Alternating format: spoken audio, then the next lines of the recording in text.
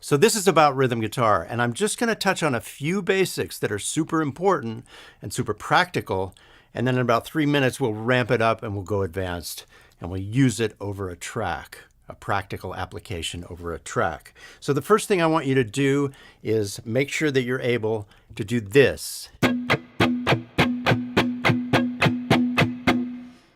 If you constantly do this, we call it the motor, you're going to lock to your drummer. You're going to have a really good pocket.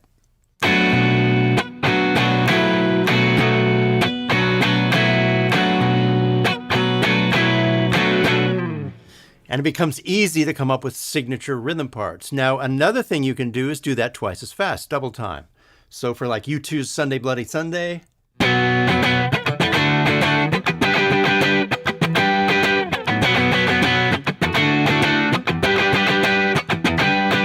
Okay, now real quick, let's talk about the motor. And every great guitar player does this. They keep the up and down going constantly, and they either choose to pick the notes they're playing, or pick the muted notes, or pick the air above the guitar. I'll demonstrate. And you can even do it in small movements. Or you do it in large movements. And the syncopation is created by the upstrokes in this particular case. Same with the Sheryl Crow song. And you make sure you mute really well all 6 strings when you're muting as you're strumming. And that's easy because you're just laying your fingers, the flesh, lightly across the entire set of strings right here. But what a lot of people don't realize and people don't talk about is when I'm playing this, I'm playing the low note, the tonic, on the 5th string, but my index finger is muting the low E string with the tip that's hanging right over and right next to it. And it's doing it the entire time.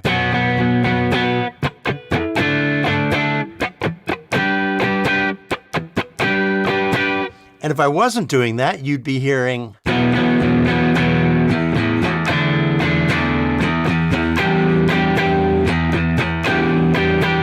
But instead you're hearing this.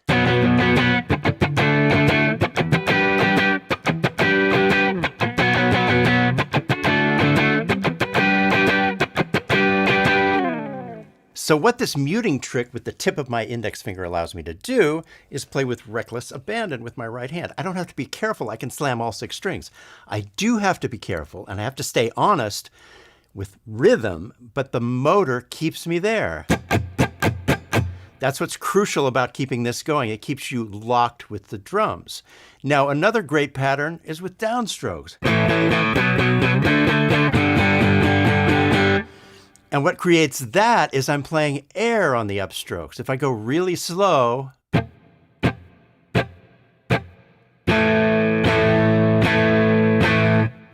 you can see that I'm playing air on the upstrokes.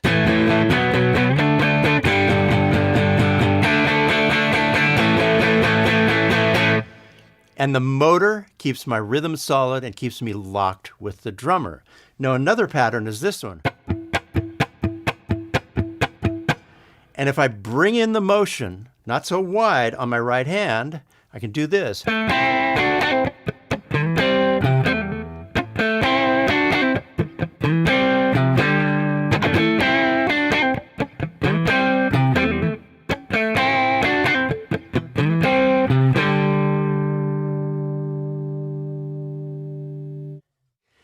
So now that we've covered some of the basics, let's dive into some more advanced stuff. I'm going to play along with a jam track that's attached to the 30 free lessons. It's yours if you sign up. If you're already signed up, it's already yours. So this jam track is yours. Let's dive in.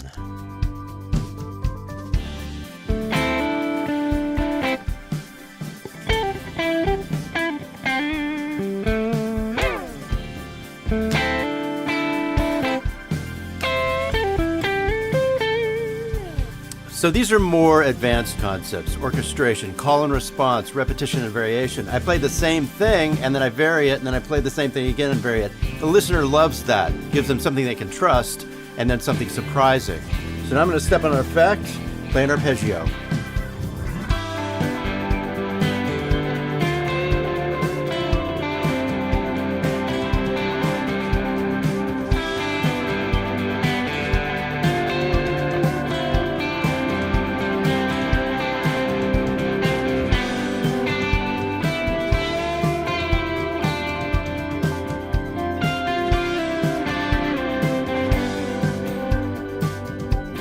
back to the verse. I'm going to go small.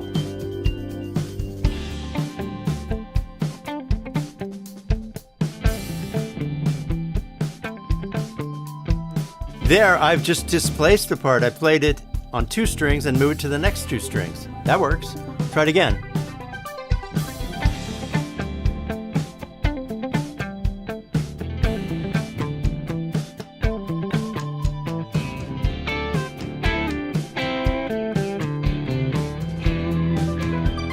Okay, effect on.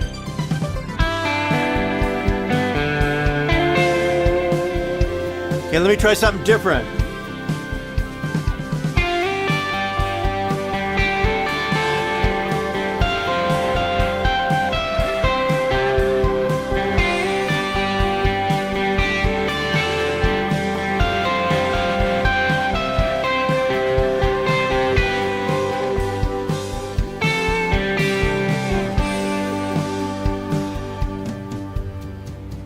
So that's using open strings as drones and triads and arpeggios for a rhythm part. Now the drums are broken down. I'm going to do some volume swells.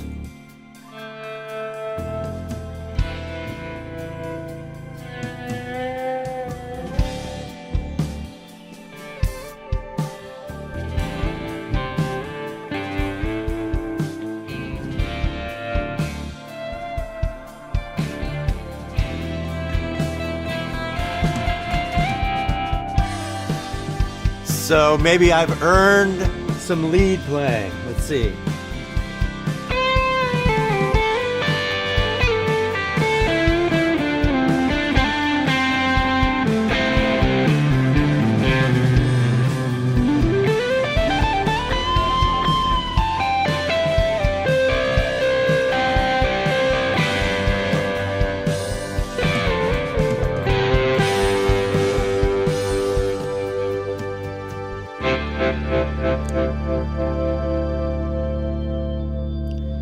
So let's take a couple of minutes and talk about this guitar. Today's guitar is by Bill Nash. It's called a Wayfairer.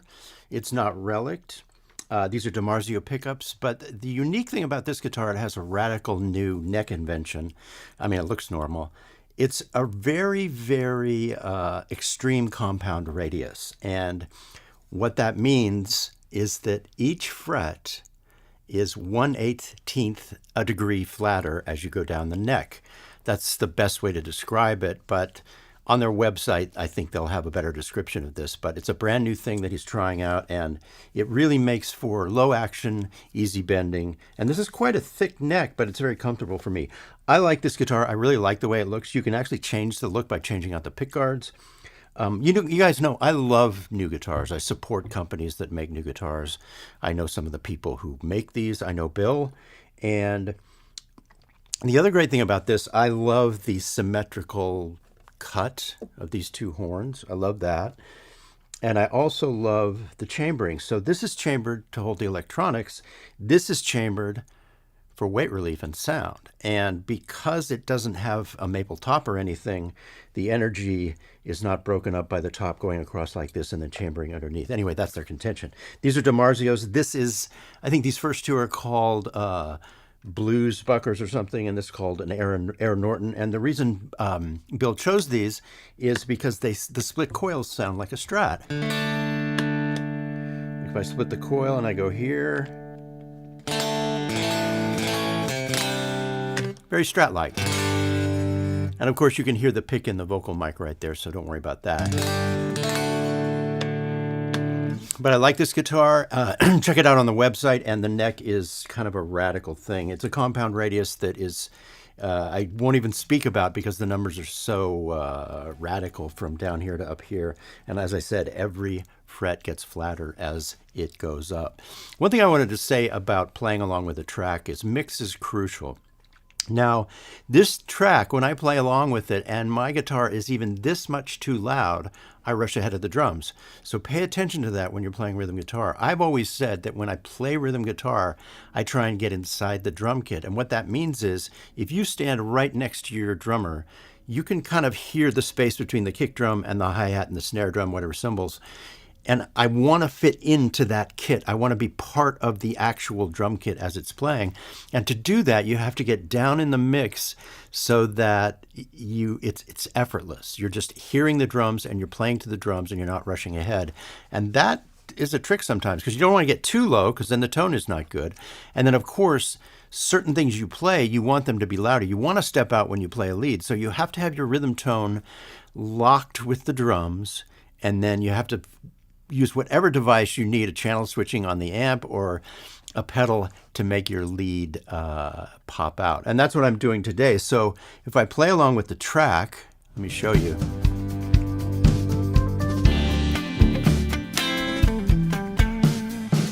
It's loud enough, but not too loud, so I can stay inside the drum.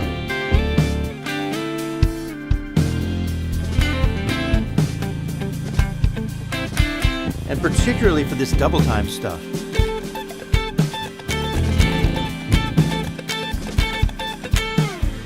To me, that's the most challenging at this particular tempo, is to do the double time stuff. And then when I go to the lead, I'll step on a pedal for gain and then another pedal for delay.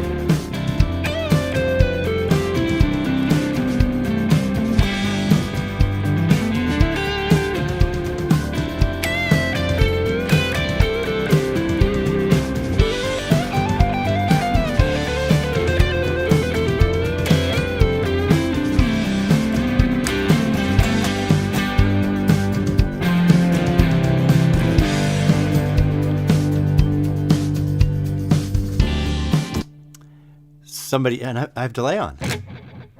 But I don't want that delay on for the rhythm part unless, let me just play one more thing, unless it's this kind of rhythm part. Check this out. Delay is great for this kind of rhythm part.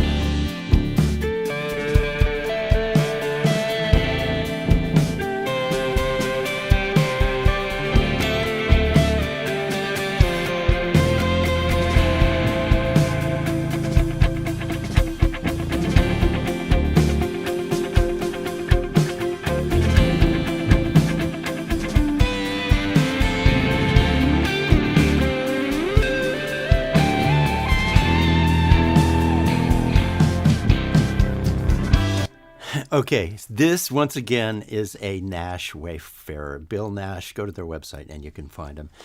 And I think you guys probably know this. Nash, they do a great job of relicing if you want that, but this is not relicked. And that's another thing. I love new guitars, brand new guitars. I love affordable guitars. And, I'm just going to keep finding them and showing them to you as much as I can. Yeah, Nash guitars. So what I said earlier in the video is that muting is everything. And so I'm constantly muting with the flesh from the side of this hand. And then all these fingers are just trained to rest lightly on all the strings when they're not active. And what that allows me to do, and I was talking to my Masterclass members yesterday. On Fridays, sometimes we do a Masterclass members only live stream. It's longer and more casual, and we get deeper into stuff. And I was telling them that the John Frusciante thing from the Red Hot Chili Peppers, he will often slam all 6 strings, but he's only playing one note. And that's a cool sound because you get all this gravity, all the thumps that really can be fun and musical.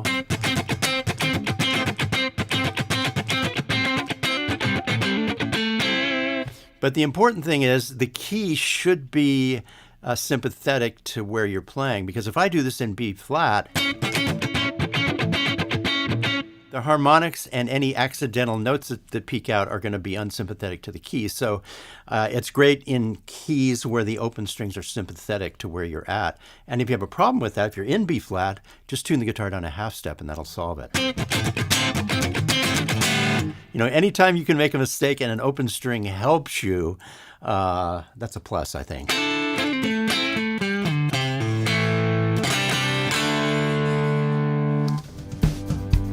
So as I said, this jam track is added to the 30 free lessons. And if you have the 30 free lessons, it's yours already. And if you don't, just click the link, sign up for the newsletter, and you'll have this jam track and a bunch of other jam tracks too, plus the 30 free lessons. So the other thing that's really important for rhythm is repetition and variation because the listener trusts you when they hear repetition, and then they get surprised nicely by the variation. So I'll demonstrate that.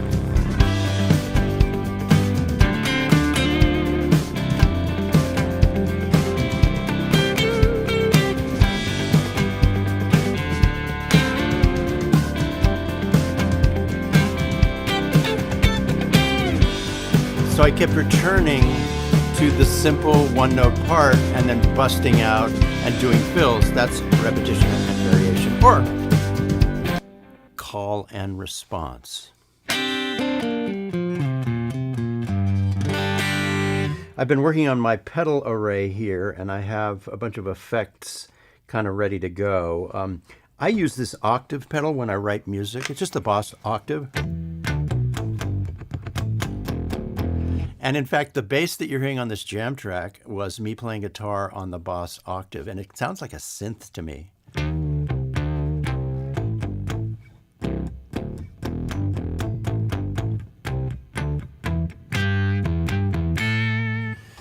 So that's a really good trick if you want to get bass parts immediately. They're really, really easy to do with an octave pedal.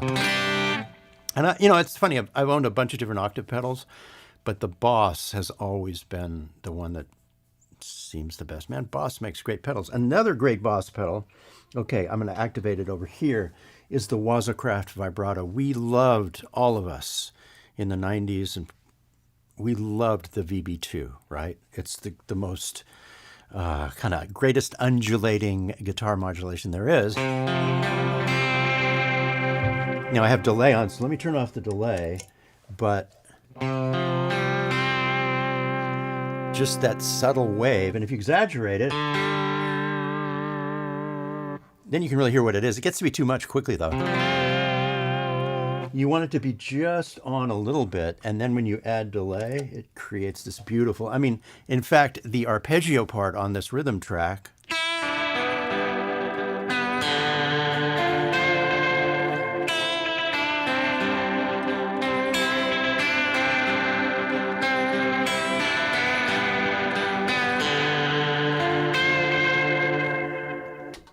it really wakes up with the VB2 and the delay.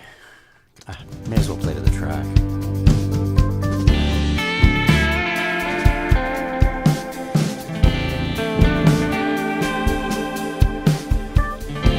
The other thing about effects is they lead you to particular parts. Like this kind of effect makes me want to play slow, dreamy, stretched out arpeggios. Chordal stuff.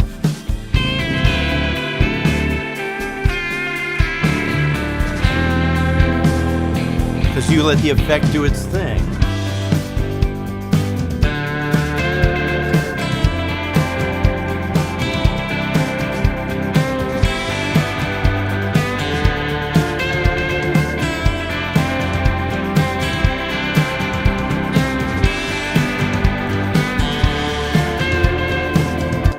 And then the other thing I'll remind you, I'm always on the volume pedal whenever I quit playing. Well, not right now, I'm not.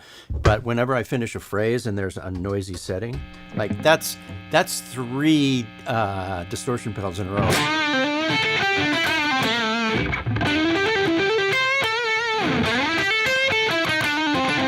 It's a good guitar, man.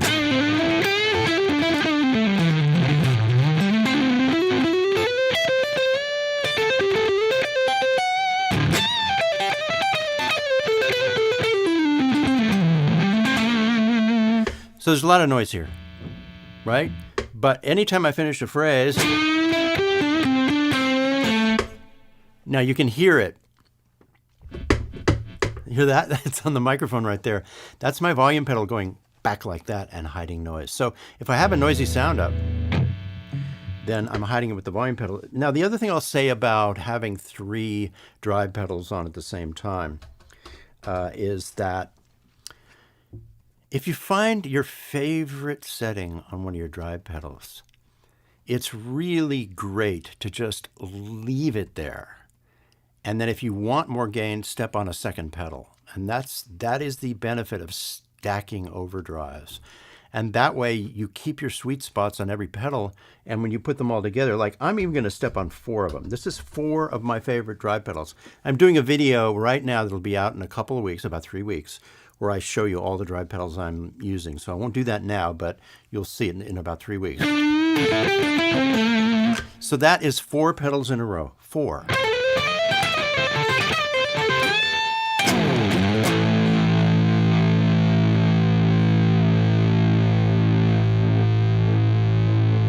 That's 4. I turn them all at the same time. Still sounds good. And I get all this gain for leads. Or heavy rhythm too.